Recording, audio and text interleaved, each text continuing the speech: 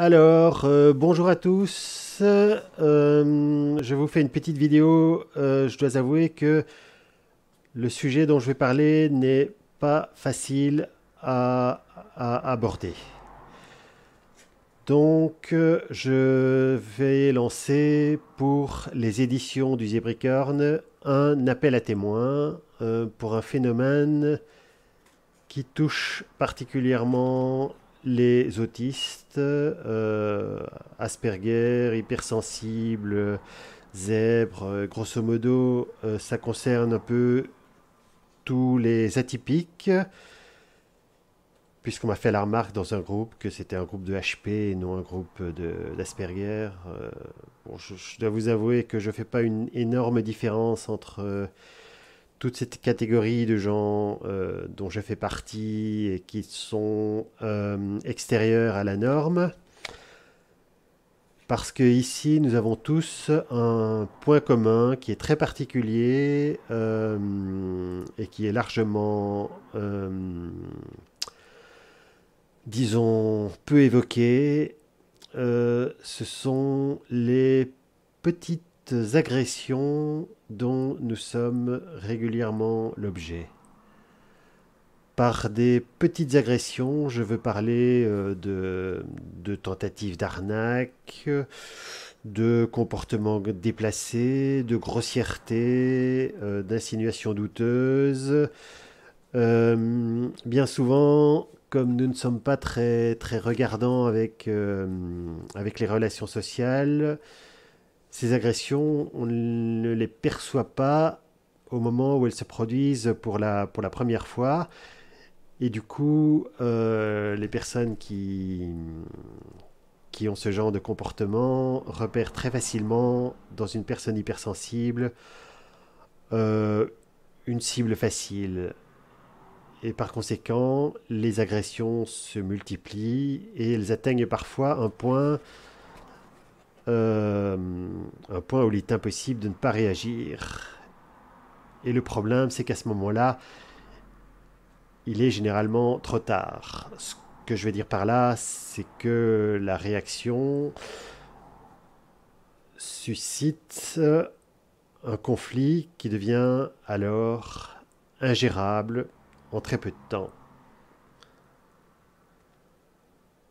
Alors je vais vous donner un exemple qui est très concret, mais peut-être avant vous dire pourquoi j'en parle.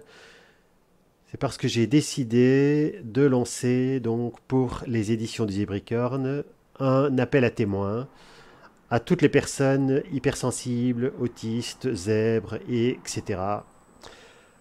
pour pour qu'elles apportent leur témoignage des agressions de ce genre et des conséquences qu'elles peuvent avoir sur leur vie. Tous ces témoignages seront regroupés dans un guide de survie pour les autistes dans un monde neurotypique, qui pourra servir naturellement aux autistes pour s'y retrouver, mais également pour ceux qui ont des autistes dans leur connaissance, pour qu'ils comprennent un peu mieux leur mode de fonctionnement, leurs problèmes et les problèmes qu'ils peuvent subir avec un entourage toxique, et éventuellement les professionnels du secteur. Maintenant, je vais vous expliquer pourquoi écrire ce guide est aujourd'hui pour moi une nécessité.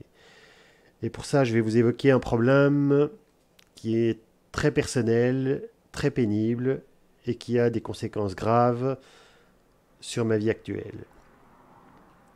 Je vais parler du décès de ma mère qui a eu lieu l'année dernière et de choses qui se sont passées un peu avant, pendant ce temps-là, et qui reviennent aujourd'hui sur le devant de mes préoccupations, alors que il serait grand temps que je fasse mon deuil et que je passe à autre chose.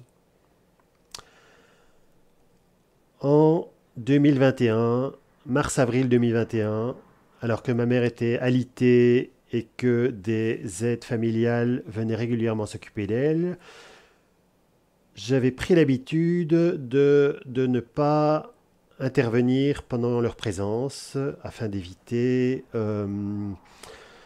d'éventuels malentendus. Disons que certaines de ces aides familiales étaient tout à fait correctes et je pouvais entretenir avec elles des rapports cordiaux. Pour d'autres, c'était un petit peu plus distant et il y avait peu d'interaction. Et d'autres encore, beaucoup plus rares, heureusement, étaient légèrement déplaisantes. Un jour donc de mars 2021, une de ces personnes de la troisième catégorie était en bas et j'ai dû donc descendre les escaliers, me retrouver dans la même pièce que cette personne pour prendre un café. Je n'avais pas l'intention d'engager une conversation avec cette personne, sauf éventuellement un bonjour, au revoir. Et en m'apercevant, cette personne, cette dame, donc, m'a traité de chien. Ce qui m'a surpris. Tout de même, je vais dire que ce n'est pas la première fois que je suis la victime de gestes ou d'actes de paroles déplacés, mais c'était d'un niveau rarement atteint, et en particulier pour rien. Et j'ai donc décidé de réagir de la seule manière qui me semblait logique, c'est-à-dire que je suis remonté chez moi, j'ai pris mon téléphone, j'ai appelé le service d'aide à domicile pour qu'ils écartent cette personne de mon service. Et cela m'a été immédiatement refusé. J'ai donc insisté de la seule manière qui me semblait raisonnable. Et ça ne m'a pas plu d'être obligé de le faire. J'ai simplement dit, dans ces conditions, ma porte sera désormais fermée à clé et je n'ouvrirai qu'aux personnes que j'estime correctes. C'était extrême, mais il n'y avait pas d'autre alternative. On m'a alors répondu que c'était d'accord et que cette personne ne viendrait plus. La semaine suivante, cette personne était de retour et tout aussi arrogante. Je lui ai dit, je ne veux pas que vous restiez, vous sortez immédiatement. Elle a refusé, bien entendu. Elle m'a assuré qu'elle n'avait pas dit que j'étais un chien, mais qu'elle avait dit autre chose, que j'ai pas vraiment suivi ses explications. Peut-être qu'elle allait me répondre coucou panier ou va ronger ton os ou une bêtise du genre. Je n'ai pas eu envie de discuter de cela et je l'ai mise dehors, sans la toucher, je tiens à le préciser, malgré l'immense tentation que son comportement induisait. Dans l'intervalle, elle m'a menacé de déposer plainte, de me filmer et de diffuser tout cela sur les réseaux sociaux pour amuser la galerie, et d'autres menaces dont je ne souhaite pas, que j'ai un petit peu oublié en fait. Mais une fois dehors, j'ai fermé la porte à clé, j'ai retéléphoné au service où ils étaient extrêmement fâchés contre moi, bien entendu. Et la suite de mes relations avec ce service ont été exécrables jusqu'au jour du décès de ma mère. Et ensuite, bien sûr, je n'ai plus de contact avec ces gens et je pensais que l'affaire était terminée. Grosse erreur de ma part, puisqu'elles viennent d'être relancées. Ah oui, pardon, j'ai oublié un détail. Après avoir dû écarter cette personne, j'ai posté cette mésaventure sur les réseaux sociaux en précisant le nom du service et de la personne responsable parce que j'estimais inadmissible qu'elles ne prennent pas leurs responsabilités. Tout simplement.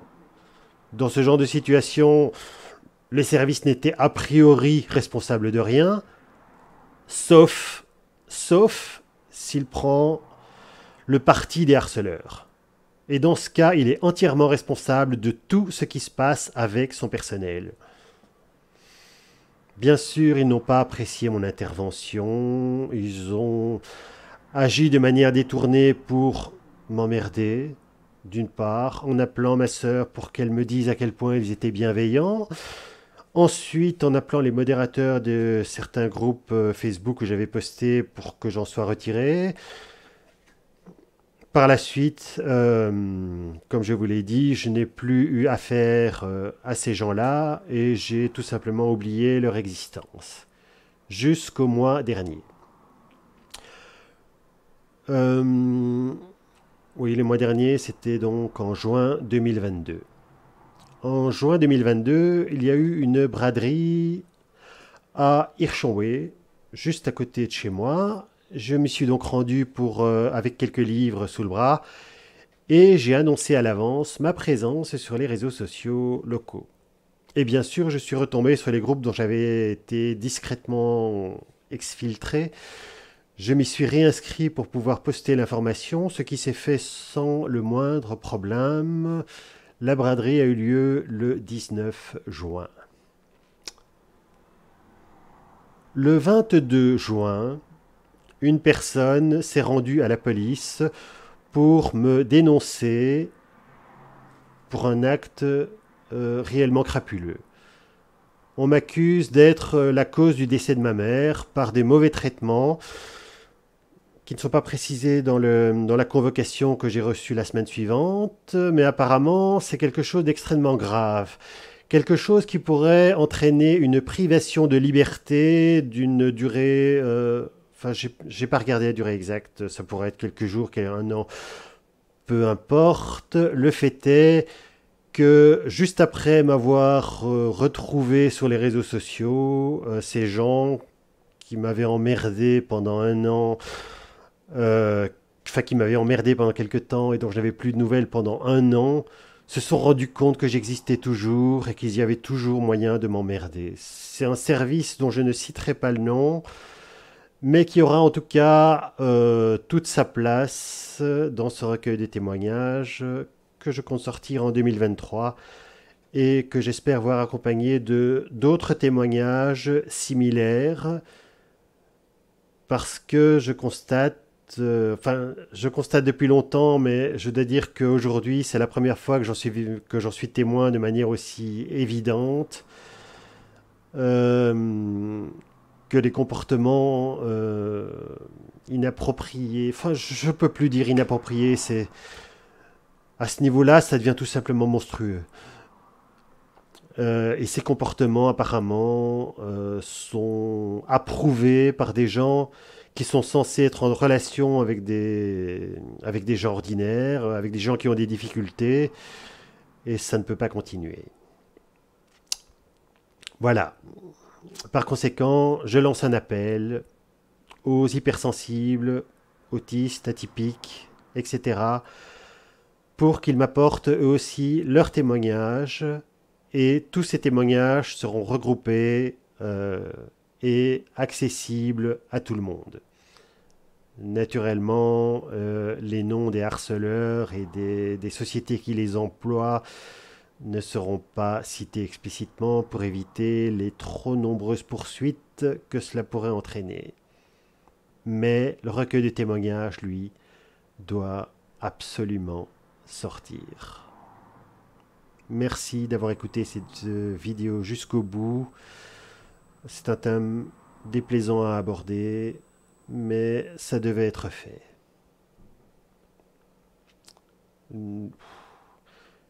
N'oubliez pas de liker, partager, etc. Bien que dans ce cas présent, c'est le dernier de mes soucis.